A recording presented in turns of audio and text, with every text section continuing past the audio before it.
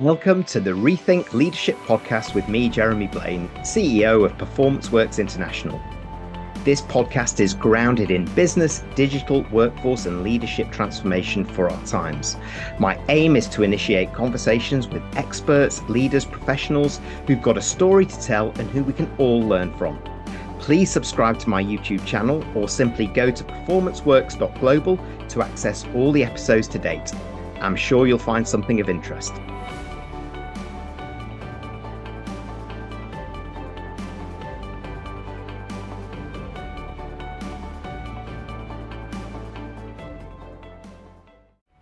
My guest for today's Rethink Leadership podcast is Ian Chamandi from Toronto in Canada.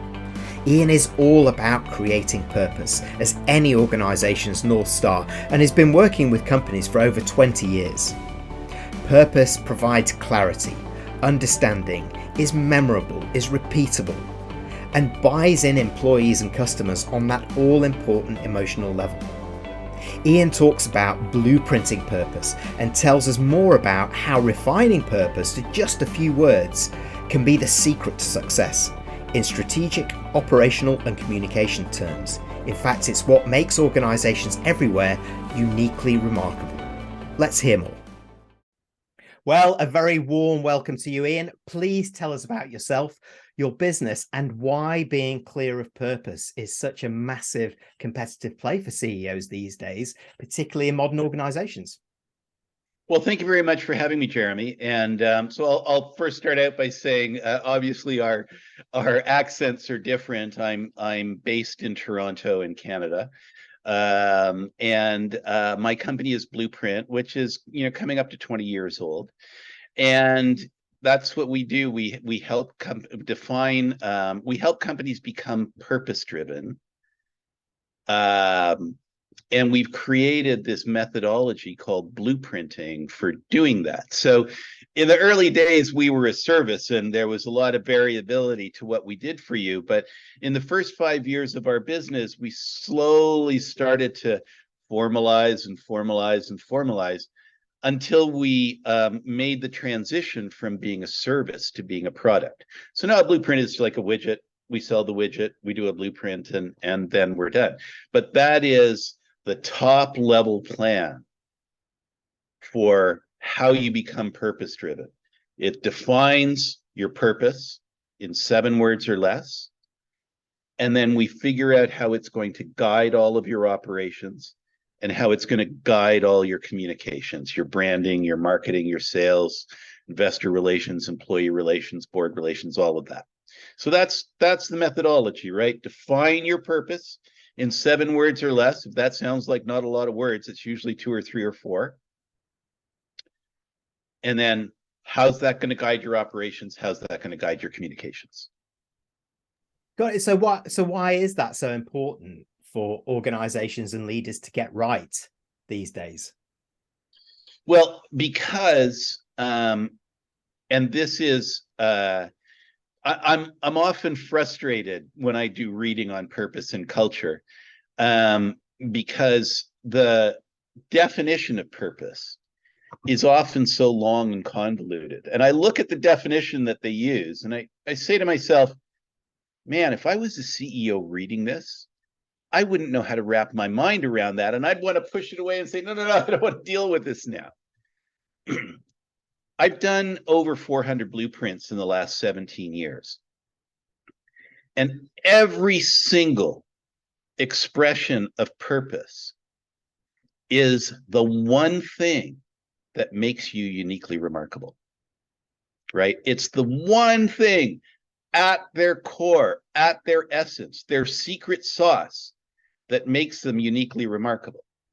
So you asked me, why is that important? Well, if your business isn't knowing at your root, at the DNA level, what makes you uniquely remarkable, actually your single most important asset, right? What's more important than understanding the root of your value and then being able to proliferate that? Understanding what it is, being able to articulate it in a simple way so that everybody gets it. And then as a result of that, having it proliferate throughout everything that your organization does. So the thing is, if you buy my definition of purpose, that one thing that makes you uniquely remarkable, imagine that purpose is, imagine I've got a drawing in front of you and there's purpose on top, there's operations here and communications here, and there's two arrows pointing down. Well, if purpose is what makes you uniquely remarkable, imagine those two arrows as hypodermic needles that are injecting what makes you uniquely remarkable into your operations every minute of every day and into your communications every minute of every day.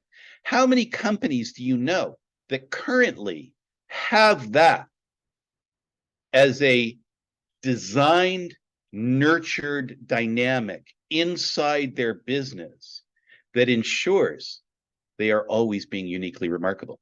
Most businesses can't even tell you what the one thing is that makes them uniquely remarkable, let alone have an infrastructure for that having that course through the veins and arteries of your organization every minute of every day.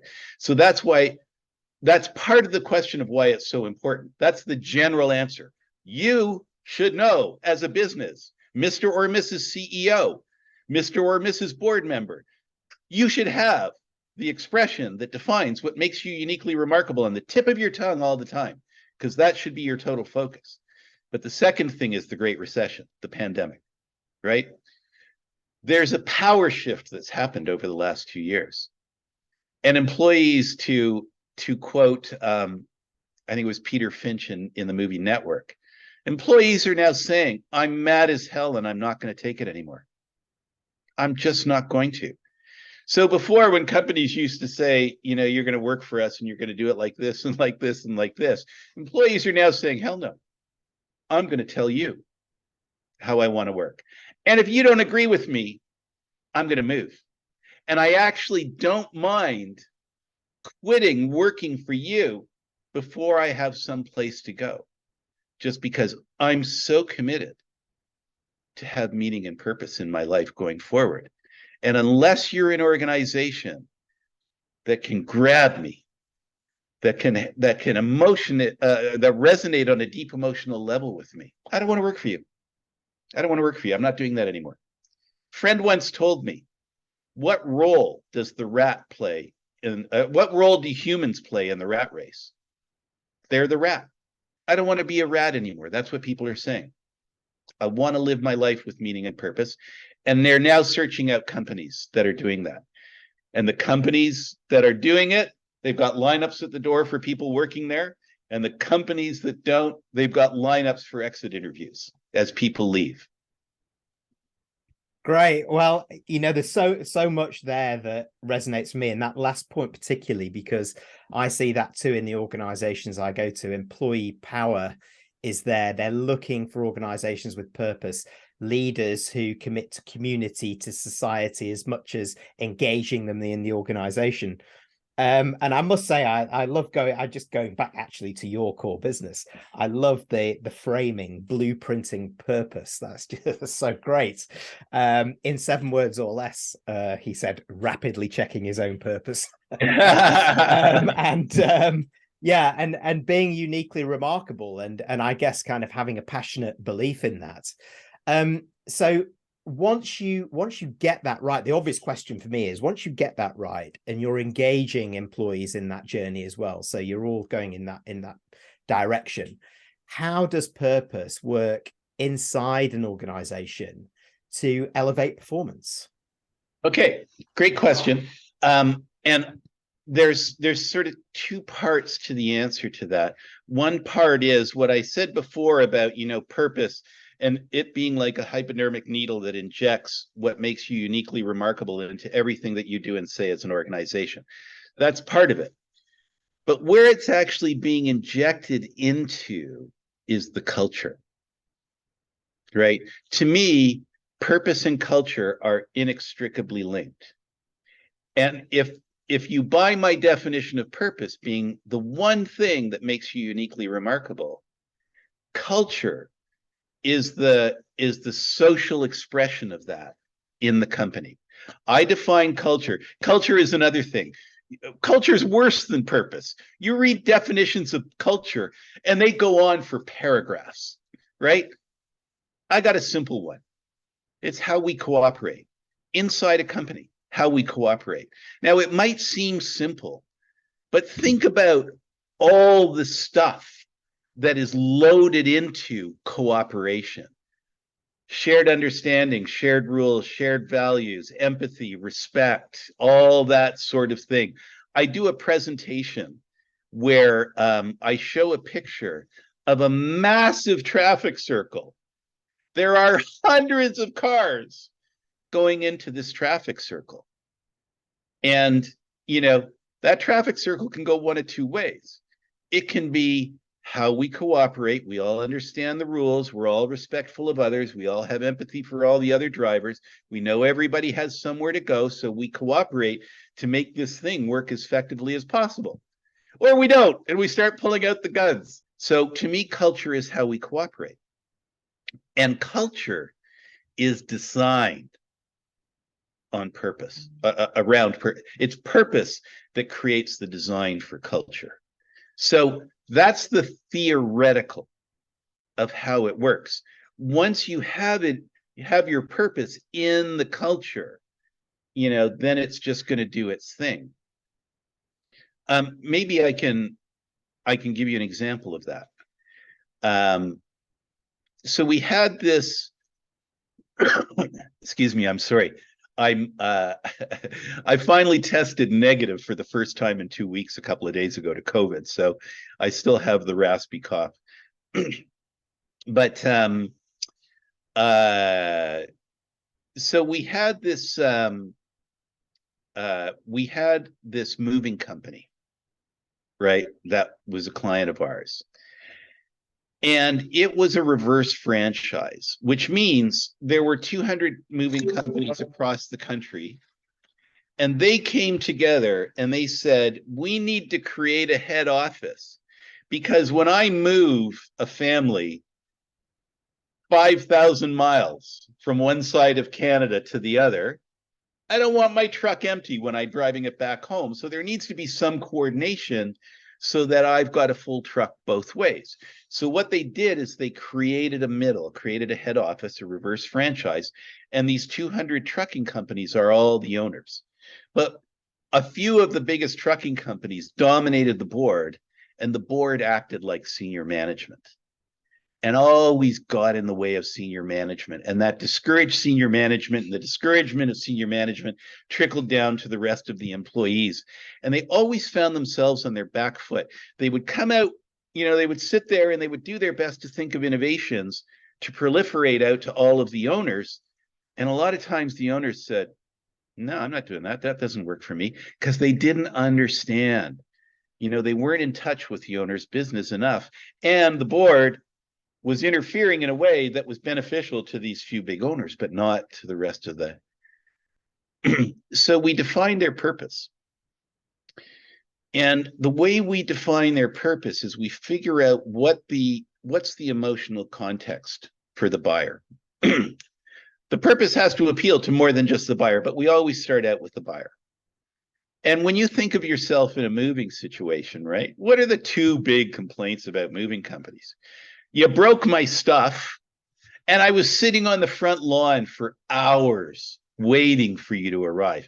Now, keep in mind, this was about 15 years ago, before GPS became, and cell phones are as common as they are now. But yeah, no, people just didn't like the fact that they had no idea when you were going to show up. And so people didn't feel cared for. They didn't feel like the moving company cared, that it was just, being expedient, and it didn't care about their stuff and blah, blah, blah. And this is their family. These are their keepsakes. And so their purpose ended up being a higher standard of care, creating a higher standard of care. Now, it might sound like a bit of a cliche, and it might sound a little generic, but the thing is, within the context of that industry, which was not known for care, and within the context of the buyer experience, which is, you don't care about me, the commitment to create a higher standard of care was actually a very profound commitment in the moving business, because it means that you committed to being the market leader in innovations that created a caring feeling. Right? Okay, so now it's done. The blueprint is done. Everyone buys into it. One of the operational things that came out of the blueprint was that instead of the board making all of these management decisions, what management did is they made a list of their top 15 priorities, and they gave owners the opportunity to be on any one of those committees. So you got to sign up to be on a committee, and that committee, not management, not the board, but those committees of owners determined the major policies of the organization before. So it democratized the process of coming up with innovations that would result in a higher standard of care. It got the board to do what a board should do, oversight. It allowed management to introduce innovations that that owners actually adopted because it was the owners coming up with it. They knew what was relevant. And it was all driven by this purpose statement, creating a higher standard of care. I have to admit, Jeremy, I've talked so much in this answer, I've forgotten what the question is. well, no, you've answered it. Is how does purpose work to improve performance? There you go. So, kind of that's there, and it's worth reinforcing a couple of those points that you made early on, which really pricked up my ears. I love the way you articulate it. Purpose injects what makes you uniquely remarkable into what you do and say, and for everyone, internally, externally, and that culture is the social expression of purpose. I've not heard that before, but that resonates very strongly with me from a cultural perspective, because how can you then drive that level of cooperation, which you talk about the definition of culture being, without that core that everybody can get behind? And as you talked about there, that sort of higher purpose of the higher standards of service that the moving companies all coming together then drove this sort of democratized innovation that you talk about, really does link, well, a few things: the purpose with the culture, with the engagement, with the motivation to be doing something differently, and then just having the policies and procedures in place that enable it, and performance comes from that, right? Yeah. The thing about purpose is, obviously my business is purpose, so I believe in purpose, but purpose is a thing. It's when it gets into the culture that it becomes operationalized and starts reaping the rewards. Oh, I love that. I'm going to make a note of that in a minute. Yes. So you've talked a couple of times about blueprinting purpose, which has been the methodology that you've created over the last 20 years or so. So can we go deeper into that? What is a blueprint and what's the result of that? Okay, sure. So a blueprint is a really simple thing. Remember before when I said that triangle with purpose on the top, what makes you uniquely remarkable, and two arrows going into your operations and your communications? That's the structure of a blueprint, right? So we define your purpose in 7 words or less. And as I said before, it's usually 2 or 3 or 4. The second step then is to create what we call the purpose story. And there are 5 questions in the purpose story. And if I would ask a business any one of those 5 questions prior to a blueprint, it would take them like 20 minutes and they'd be going around in circles in this notional, vague kind of answer. And at the end of it, they would say, did that make any sense? Because it didn't make any sense to them, but they're praying that it made sense to you, right? So we have to get each of those 5 questions down to between 5 and 7 bullet points. It's the old Mark Twain quote, I wrote a long story because I didn't take the time to write a short story. We take the time to write the short story. So there are now 5 answers in the purpose story. And those, it's not a script, but it becomes a guideline for anybody who is involved in communications, branding, marketing, sales, investor relations, employee relations, board relations, all that stuff is guided by the purpose story. All the meat, what do I say? The purpose story says, okay, now I know what to say. After I do a blueprint, I'm asked to go in and brief the client's agency. They've always got their noses out of joint because they think that they do what I do, but they don't. And then I present the blueprint, and invariably, the agency at the end of it says, oh my God, for the first time in my life, I know what to say about this client, right? Because I'm very clear on who they are and what they're about. So then the third thing that we do is we figure out how it's going to guide all of your operations. So we look at all the material parts of your business and we say, is this part aligned with your purpose? With what makes you uniquely remarkable? And if it is, that's great. We don't touch it. And if it's not, then we've got to come up with a brief directional explanation for how it has to shift. It's usually only 1 or 2 bullet points, right? And that's how we get all the parts in the business working in lockstep towards a common goal, because the common goal is the purpose. So those are the 3 parts of a blueprint: purpose statement, purpose story, business architecture. That becomes your marching orders now for becoming a purpose-driven business. Now, there is a key part in that process that is the cause of all of the magic that a purpose can do. And that key part is that your purpose has to resonate on a deep emotional level. You can't just read a purpose statement and say logically, oh, that makes sense, because you'll never adopt it. It needs to resonate on a deep emotional level, and then you'll own it. So how do we do that? What we do when coming up with the purpose statement is we focus on the relationship between the customer and the company. When we get the purpose statement, it has to resonate with all stakeholders, but we just focus on one, the most important one for simplicity, the customer, right? So I'll give you an example. We had a client who did retail shelving, right? So Home Depot builds a store, they go in and they spend some time putting up all the rack shelving, and when they're done, the store is ready to open. And so when we met with the CEO, had breakfast with him, he said, I know there's a magic to my business, but every time I open my mouth to talk about it, it's so generic, so banal, so like anything anybody else can say. And I said, John, it's because you don't know what business you're really in. And to his credit,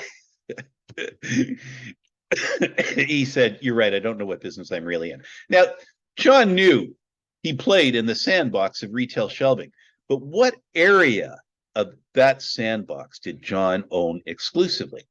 So where the conversation got interesting with them is when they started talking about how they had been in business for 3 generations, right? Not 3 decades, 3 generations, almost 100 years. And because of that longevity, they had developed techniques and processes and systems and procedures that allowed them to get finished significantly faster. So you can imagine if they get a Home Depot done a month faster than their competitors, the store opens a month sooner, and that's a month of retail sales that they didn't expect. And so as we're having this conversation about getting finished faster, one of his VPs says, you know, in our signs where it says opening soon, I want ours to say opening sooner. We just went, that's brilliant. That's absolutely brilliant. Excuse me. That became their purpose statement. Now, why? And how does that resonate on a deep emotional level? Well, consider the buyer. The buyer is the VP of construction at Home Depot. And he or she has 2 things that they care about at the end of the day, 2 major things: staying on budget and staying on time. They know that to stay on budget, they're accountable to the CEO and the CFO. Staying on time, they're accountable to the CEO, the CFO, the COO, the store manager, all the project management teams, internal and external, that have project management software going into that opening day. If you've got a delay, then you don't just have 2 people pissed off at you, you have hundreds or even thousands. So it's arguable that staying on time causes the VP of construction more gray hair than even staying on budget does. And when the supplier who is most important to you hitting that opening day on time walks in and says, I'm all about opening sooner, and I'm going to beat your deadline by a month, you can just feel all the anxiety draining out of the VP of Construction's body, saying, oh my God, you understand my business, you understand my role, you understand my anxiety. Tell me more, right? When he or she hears opening sooner, they get it. Oh, I make my deadline. I start generating revenue faster. I become a hero. They get all of that. They know that. That's the point. We've dug so deep into their psyche that we know how to trigger that story with just 2 words. And then they start leaning in and they say, tell me more. Tell me how to do it. Tell me how to get there. Right? So now I'll just close this monologue by saying, okay, great. We now know how it resonates on a deep emotional level with a customer. But does that same expression resonate on a deep emotional level with an employee? Because it's got to resonate with all stakeholders. And the answer is yes, but not in the same way that it does for a customer. If you work for this company, you spend all your day working with screwdrivers and drills and screws and bolts and nuts and stuff like that, right? It's not the sexiest business in the world. But when you've got on your hat or on your shirt, opening sooner, you stick your chest out and it's like, yeah, you may be one of our competitors, but you're just a retail shelving company. We're an opening sooner company. Nice. I like that. And it goes back to exactly what you said in the middle there, Ian, which was purpose must resonate on a deep emotional level. And if there's anything you've demonstrated from that example is that it's there. It resonates internally very strongly. But with the customer who's listening to it, all of those things go through their mind in a split second with a, yeah, tell me more, please. And tell me quick. Yeah, absolutely. Yeah. So I'm sure there are lots listening to this episode or watching this episode that want to make progress in this area, because I'm beginning to understand why it's so important to really lock down your purpose into those few words that really resonate on an emotional level, that provide the blueprint for the operations and the communications throughout your organization and with customers. So what could be kind of 3 or 4 tips to help those tuning in make progress, Ian? Let me explain, first of all, why 7 words or less, because that's part of the answer. It takes an incredible amount of rigor and time to come up with those 7 words or less, because you've got to dig so deep. But the process of shrinking it down to 7 words or less, you can't express it in a convoluted or confusing way when you're forced into 2 or 3 words or 4 words, right? It's going to be self-evident. And that's really important. And that's part of the, but the other thing is, once it's down to 7 words or less, it's easy to understand. So if you got to explain your purpose in 3 paragraphs or 3 pages, it's too long. It's like my eyes are glazing over already. So it's easy to understand. It's easy to remember. You got to live your purpose every minute of every day, when you're working. So you better be able to remember it. And then the third thing is it's easy to repeat. So you now create in all of your employees and then your customers as well, evangelists for your brand, because they understand, they remember. Just do it, right? Just do it. Brilliant purpose statement. 1986, Nike launched that. They were way ahead of the curve. That's when they transformed from being a product company to being a purpose-driven company. So that's one thing is appreciating why the rigor is important to get it down to 7 words or less. And then I would say, if you're going to do it yourself, you really do have to delve into the emotional. What is the emotional context for the sale? right? So your customer, actually, you think of them as sitting back and listening to you at, your sales pitch, and then you say, okay, yeah, I'll buy your shoes, as opposed to buying Adidas shoes or whatever. But they're actually very emotionally invested in your business because you solve a vexing problem for them, right? So you need to understand it's not, this is important to know. And if you've watched Simon Sinek start with why TED Talk, you'll know this. And that is, decisions are made in the limbic system, not in the neocortex. The neocortex is where all the rational stuff happens in your brain. It's where the little voice in your head lives. And when you're making a decision and you're weighing the pros and the cons, it's the little voice in the head that's talking. It's playing a game because the decision was already made in the limbic system. And it's just trying to catch up and articulate it.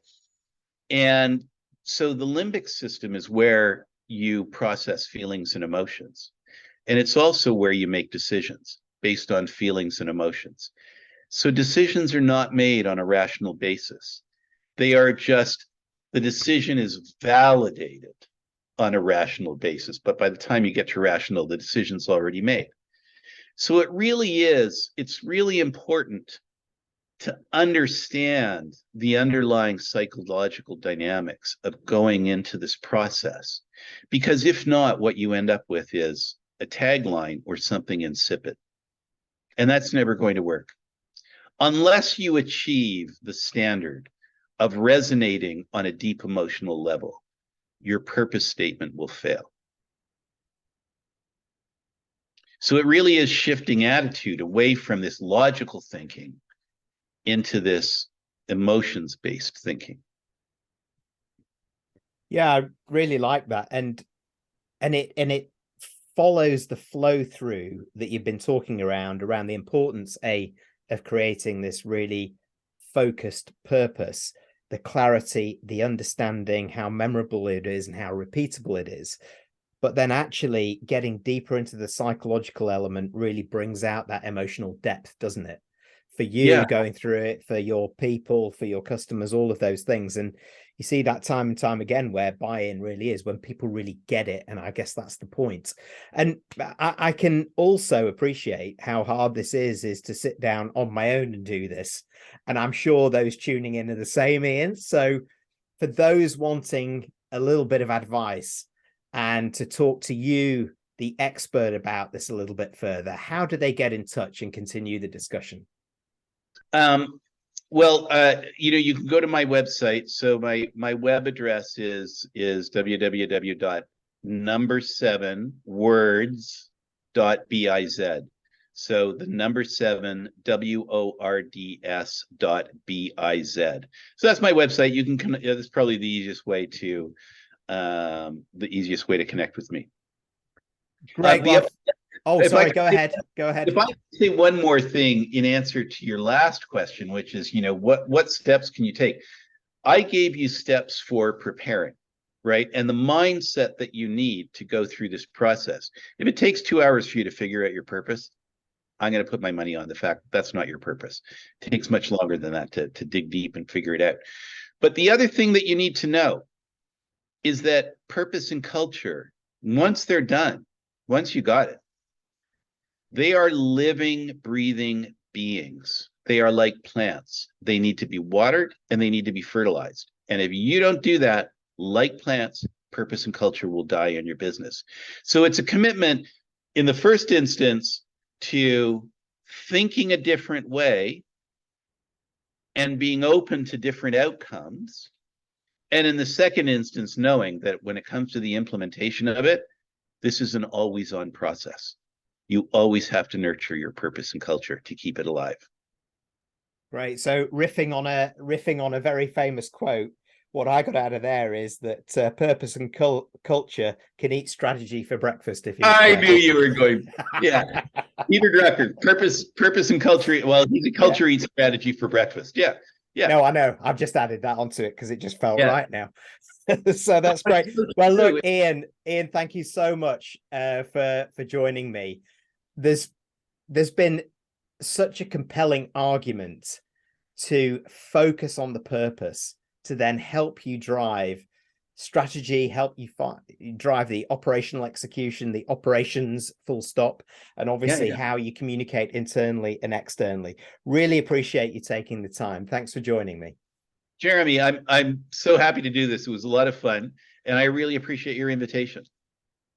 Thank you. Bye-bye. Bye-bye. Thank you for tuning in to this episode of the Rethink Leadership Podcast with me, Jeremy Blain. Please subscribe to my YouTube channel or simply go to performanceworks.global to access all the episodes to date. We'll see you next time.